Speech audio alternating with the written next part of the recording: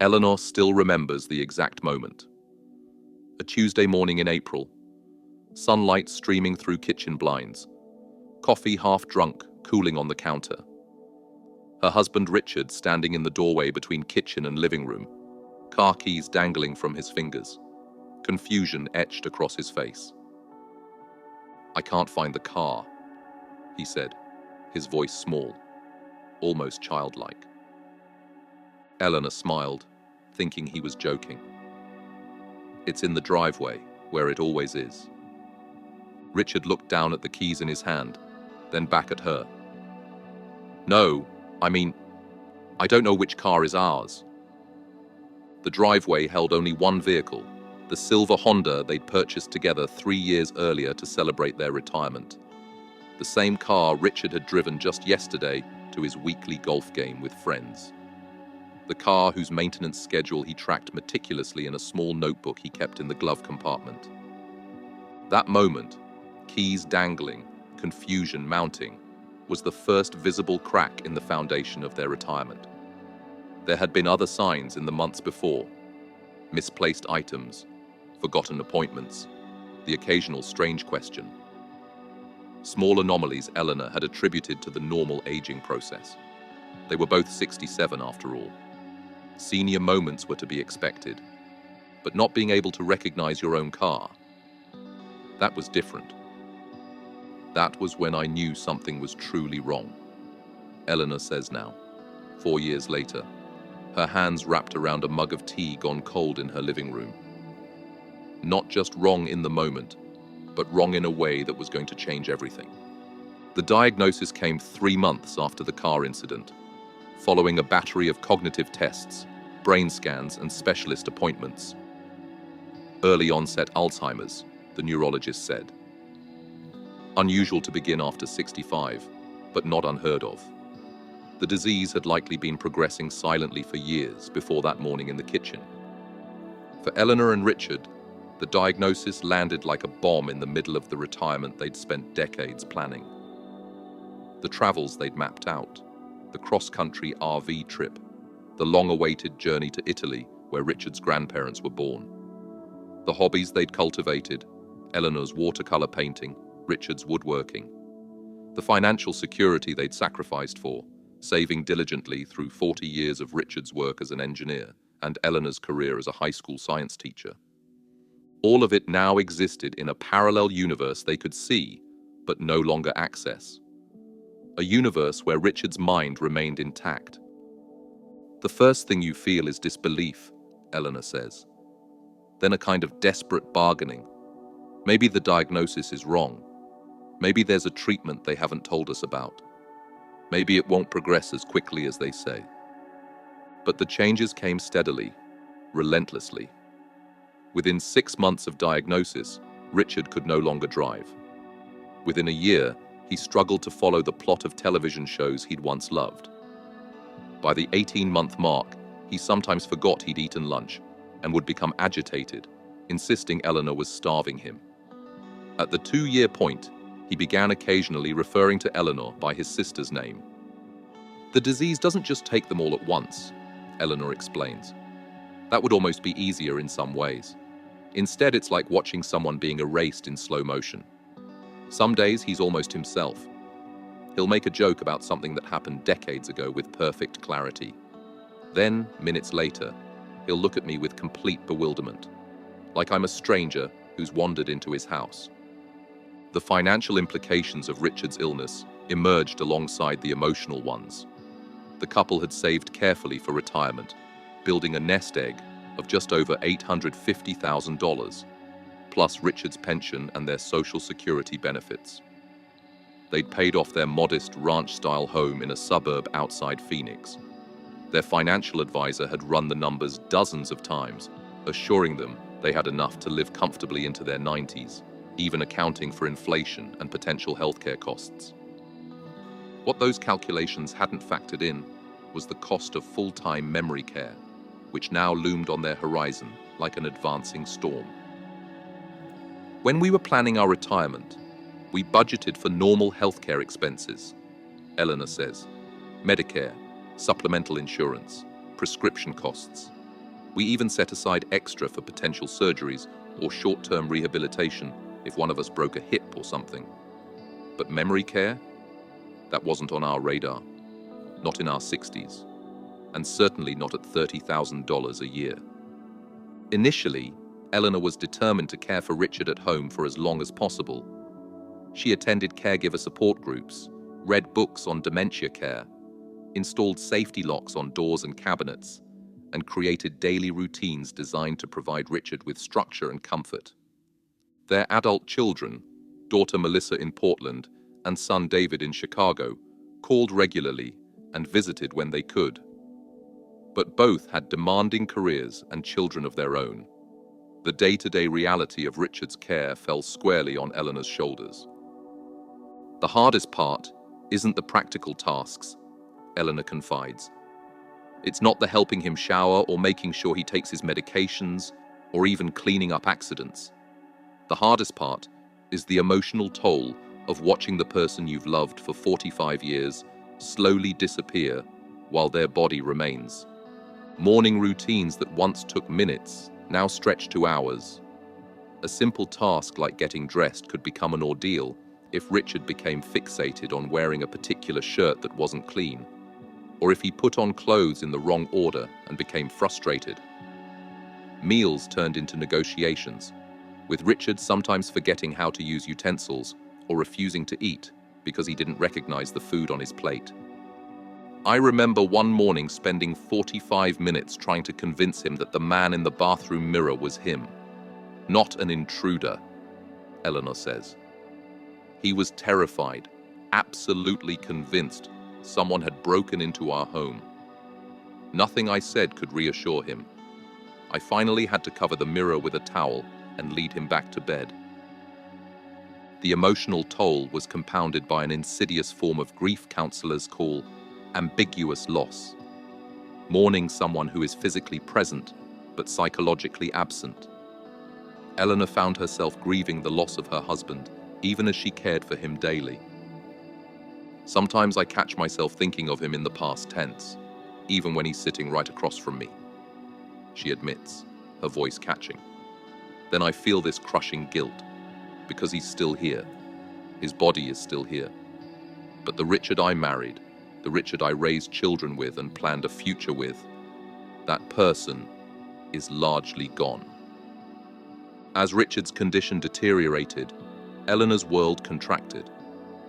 Friends who initially offered support gradually drifted away, uncomfortable with Richard's unpredictable behavior or unsure how to engage with a man who might not remember them from one visit to the next.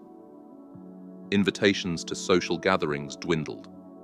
Even family visits became more stressful than supportive, as Richard sometimes became agitated around his grandchildren, whose energy and noise could overwhelm his compromised nervous system.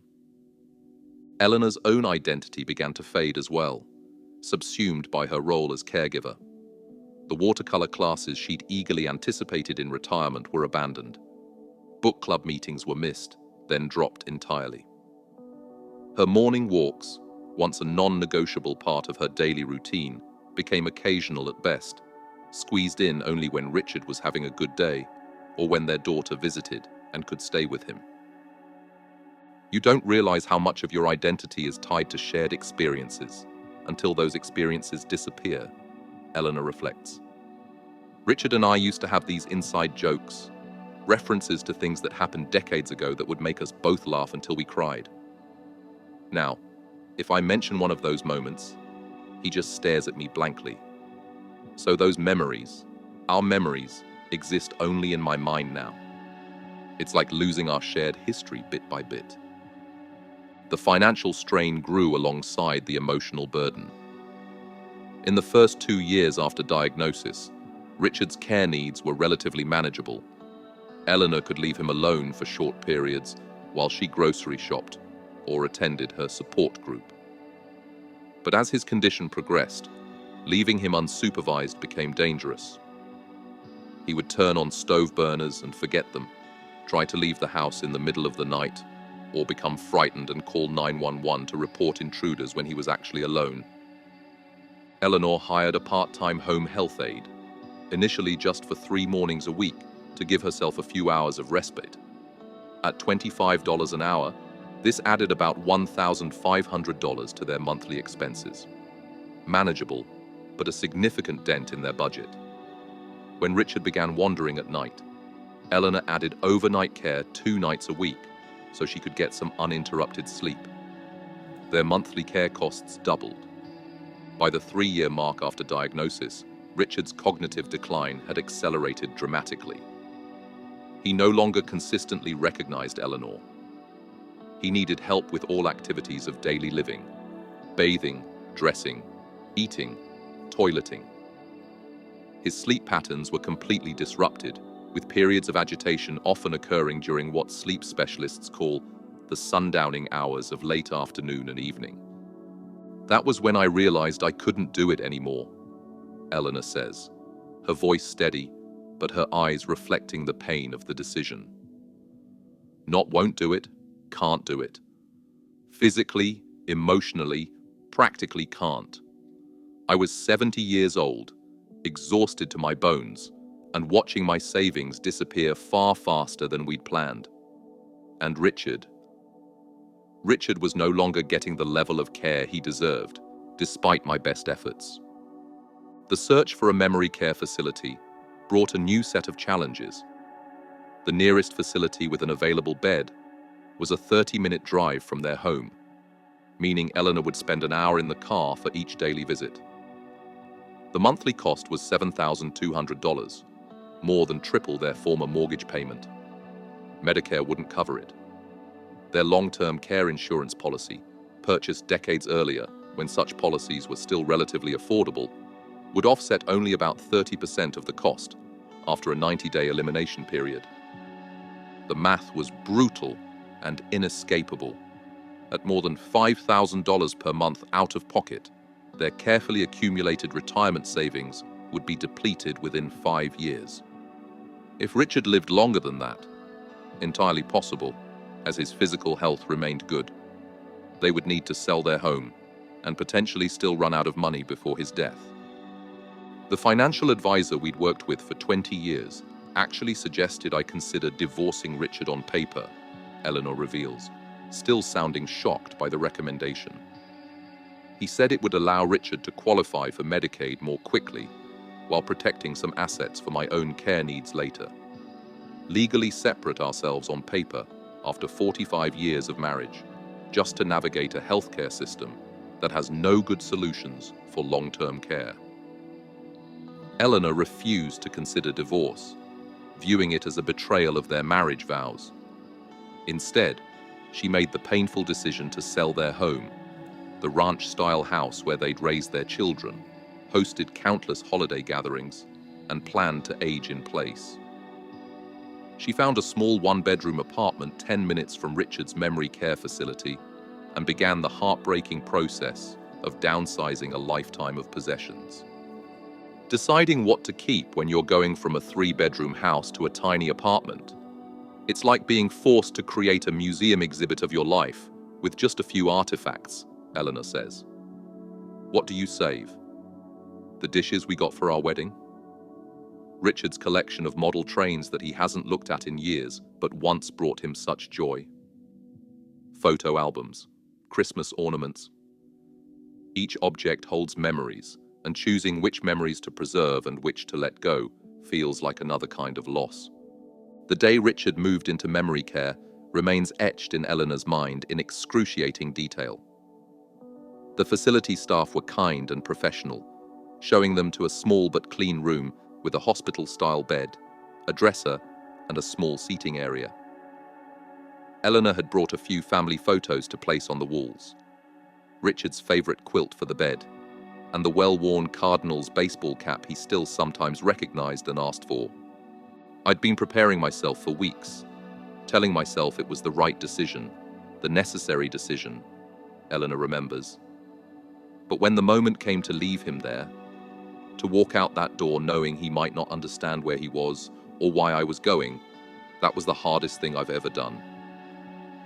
Richard seemed relatively calm during the move-in process, showing less anxiety than Eleanor had feared. Whether this was because the structured environment somehow felt familiar to him, or because his disease had progressed to the point where changes in surroundings registered less strongly, Eleanor couldn't be sure. He ate dinner in the communal dining room without complaint, allowed a staff member to help him get ready for bed, and even smiled at Eleanor when she kissed him goodnight. It was only when she stood to leave that the moment shattered. "Don't go," he said, suddenly lucid, his hand gripping her wrist with surprising strength. "Please, Ellie, I don't know these people." Eleanor sat back down, her resolve crumbling.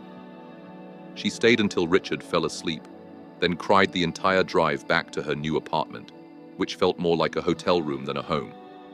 That night, she slept on the couch, unable to face the empty side of the bed where Richard had slept for decades. The transition to this new reality, Richard in memory care, Eleanor living alone, brought unexpected challenges. After years of having her days structured entirely around Richard's care needs, Eleanor suddenly had empty hours to fill. The freedom she might once have welcomed now felt disorienting, even guilt-inducing. "I kept thinking I should be doing something for him," she says. "I'd wake up in a panic, thinking I'd forgotten to give him his medication or help him shower. Then I'd remember that other people were handling those tasks now, and I'd feel this mix of relief and terrible guilt. Relief because the burden had been lifted, and guilt because I wasn't supposed to see my husband's care as a burden." Eleanor visited Richard daily, spending hours in the memory care facility. She brought small treats he still enjoyed: chocolate ice cream, orange slices, the occasional cheeseburger smuggled in from the fast food restaurant they'd frequented throughout their marriage. She joined him for activities when he was willing to participate. Music therapy sessions, where he sometimes hummed along to songs from his youth, or art classes where he would hold a paintbrush but rarely make marks on paper. Some days, Richard recognized her instantly, his face lighting up with a smile that momentarily erased the ravages of his disease. Other days, he regarded her with polite confusion, accepting her company, but clearly not placing her in the context of their shared life. And there were increasingly frequent days when he became agitated by her presence, accusing her of being an imposter or demanding to know where his real wife was. "Those are the hardest visits," Eleanor admits. "When he looks at me with anger or fear, like I'm trying to trick him somehow. I've learned to just leave when that happens, because staying only upsets him more. But walking away from your husband when he's distressed, it goes against everything in you." The financial strain continued to mount. The proceeds from their home sale, combined with their remaining savings, created a fund that would cover about 6 years of memory care costs if carefully managed.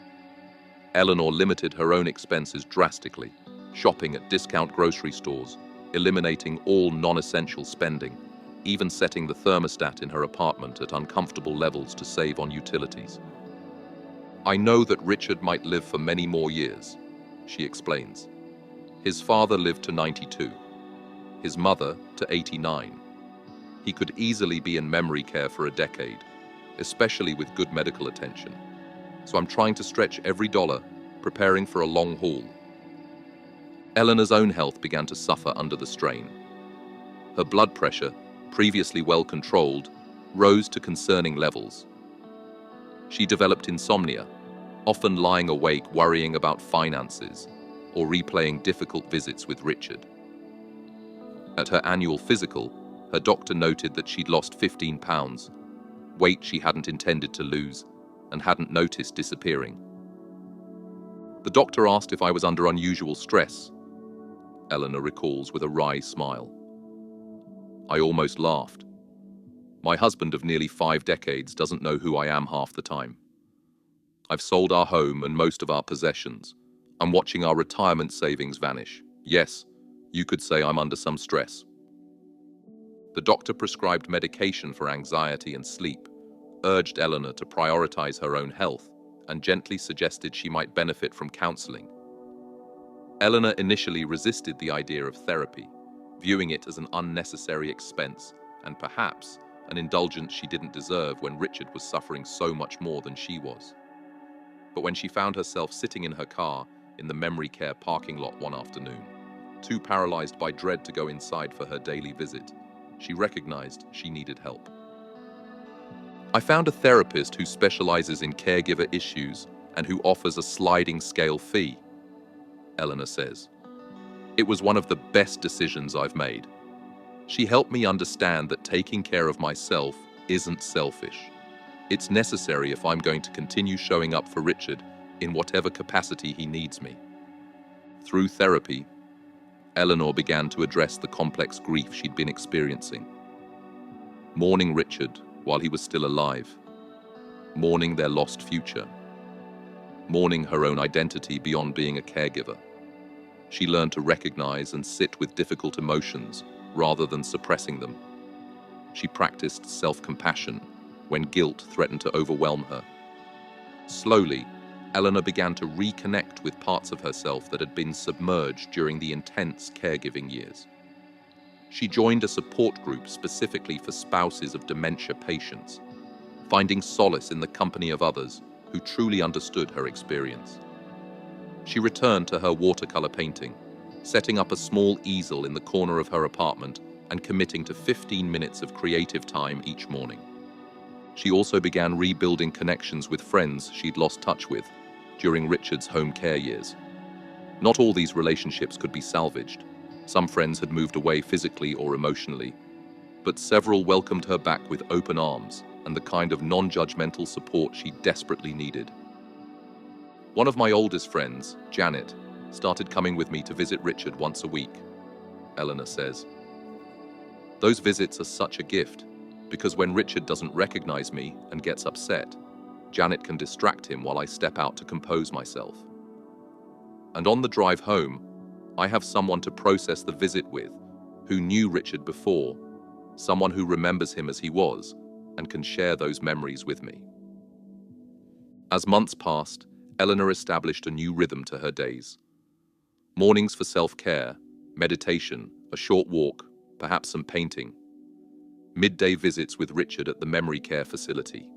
Afternoons for practical matters, budget management, correspondence with insurance companies, conversations with Richard's doctors. Evenings for social connection, support group meetings, occasional dinners with friends, weekly video calls with her children and grandchildren. Through it all, she continued to wrestle with the financial realities of their situation. Despite her careful management, their savings were being depleted at an alarming rate. 3 years after Richard's move to memory care, Eleanor found herself facing difficult decisions about her own future. "I realized I needed to generate some income," she explains. "My own retirement needs weren't going to disappear just because our savings were. And if I live as long as my mother, who made it to 94, I could have 20 years ahead of me after Richard is gone."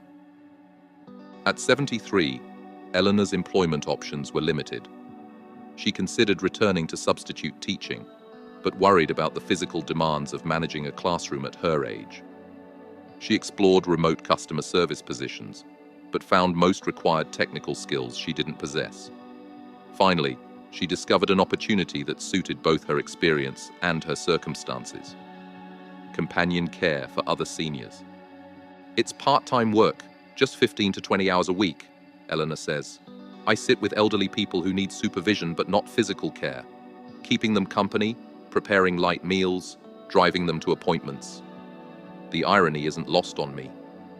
I'm being paid to do for strangers what I can no longer do for my husband. But there's a certain symmetry to it too. I understand these people and their families in a way I never could have before Richard's illness." The modest income from companion care, combined with social security and careful budgeting, allowed Eleanor to stretch their remaining savings.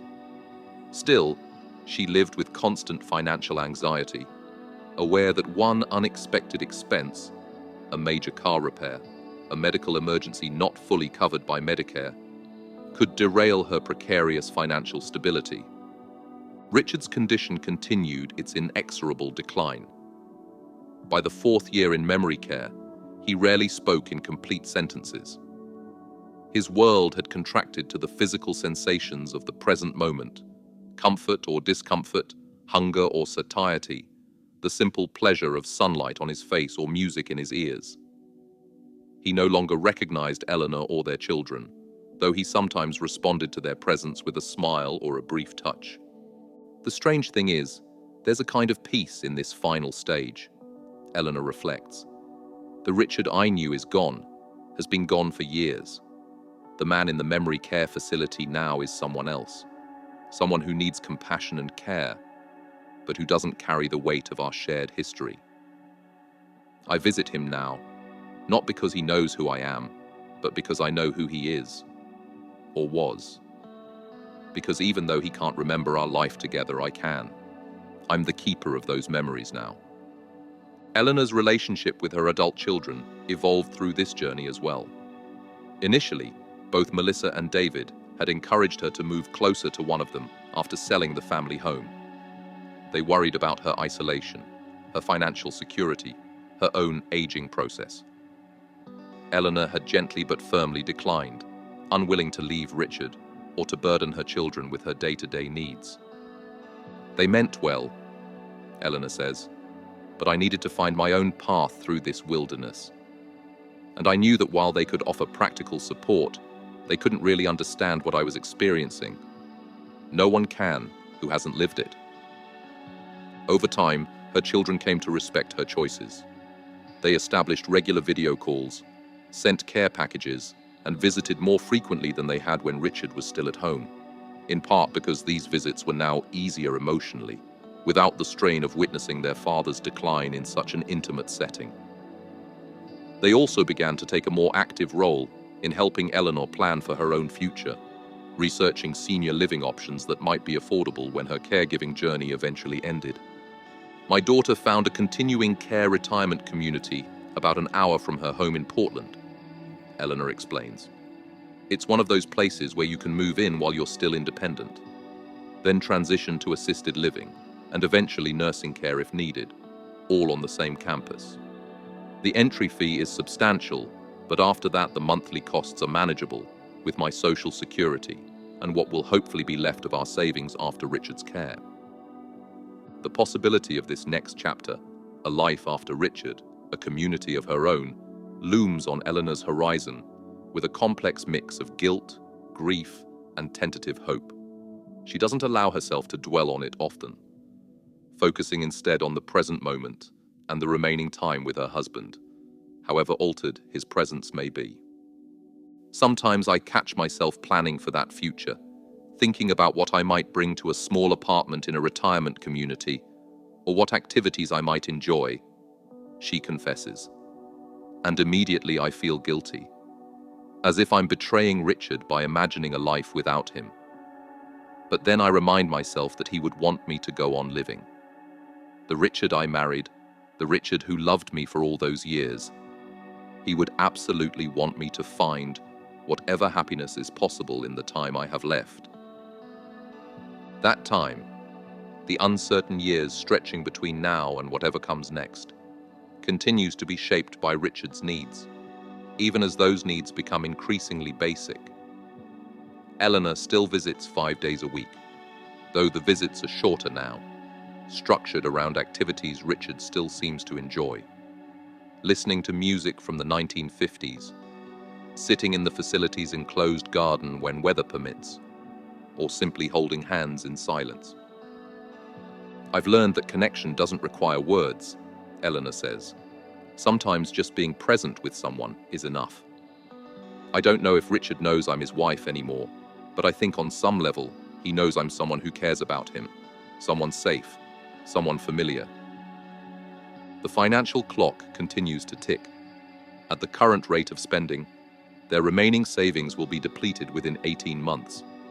After that, Eleanor will need to initiate the complex and often demeaning process of qualifying Richard for Medicaid, gathering 5 years of financial records, completing mountains of paperwork, essentially proving that they've exhausted almost all their resources before the government will step in to help. It's a cruel system, Eleanor says, a rare edge of bitterness entering her voice. We did everything right. We saved consistently. We bought long-term care insurance when it was still affordable. We lived below our means. And still, the cost of memory care will consume almost everything we worked for. And then, to qualify for help, you have to essentially become destitute on paper.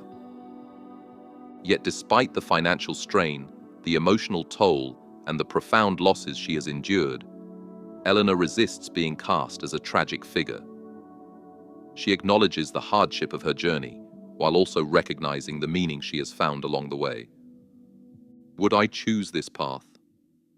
Of course not. No one would, she says. But has it taught me things I might never have learned otherwise? Absolutely.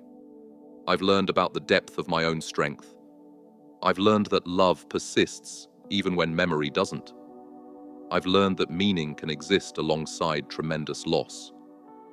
This perspective hasn't come easily or automatically. It has been hard-won through thousands of difficult moments, sitting beside a husband who no longer knows her name, calculating monthly expenses that exceed income, waking alone in an apartment that still doesn't feel like home. Through it all, Eleanor has continued to show up, for Richard, for herself, for the unglamorous reality of loving someone through their disappearance. There's no Hollywood ending here, Eleanor acknowledges. Richard isn't going to suddenly remember me in some miraculous moment of clarity. Our savings aren't going to magically stretch further than the cold mathematics allow. I'm not going to discover some hidden reservoir of wisdom that makes all of this make sense. Instead, there is simply the quiet dignity of continuing forward, visiting Richard, managing finances, building small moments of joy into days that might otherwise be defined by loss. There is the community Eleanor has found among other caregivers, the unexpected intimacy of sharing the most difficult parts of life with others who truly understand. There is the deeper relationship she has developed with her adult children, who have come to see her not just as their mother, but as a person navigating her own complex journey. The retirement we planned together exists only in the dreams we once had, Eleanor says. But even as those dreams have slipped away, something else has emerged. Not better, certainly not what we would have chosen, but real and meaningful in its own way.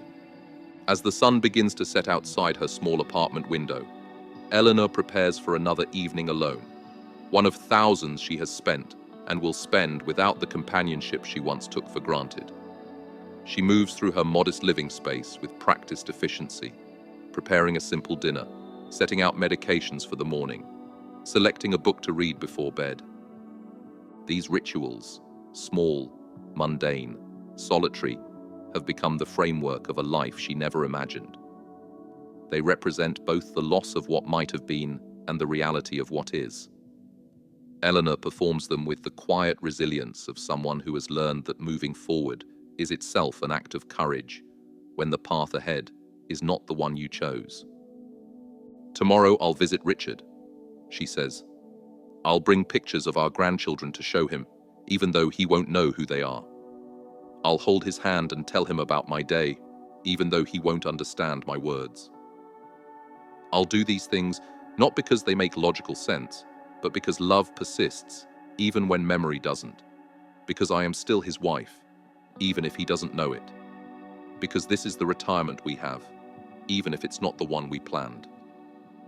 In this, the daily choice to love someone who cannot love you back in the same way, to honor commitments that the other person can no longer remember making, to find meaning in a journey that was never on any map, Eleanor has discovered her own definition of retirement. Not the carefree years of travel and leisure once envisioned, but something more complex and hard-won. The knowledge that even in the midst of profound loss, connection remains possible. Different, diminished, but present nonetheless. This isn't the ending either of us would have written, Eleanor says, her voice steady as daylight fades outside her window. But it's ours, and there's a strange kind of grace in that. If this story resonated with you, if you've ever loved someone through memory loss, or found yourself facing retirement with more questions than answers, you're not alone. We tell these stories because they're real and because too many people carry them in silence. If you've walked a path like this, as a caregiver, a spouse, a son or daughter, share your story in the comments. Someone out there might need to hear it. And if you believe in honoring the truth about aging, money, and love, subscribe to Goldprint. These aren't just retirement stories. They're stories about what it means to keep going, even when everything changes.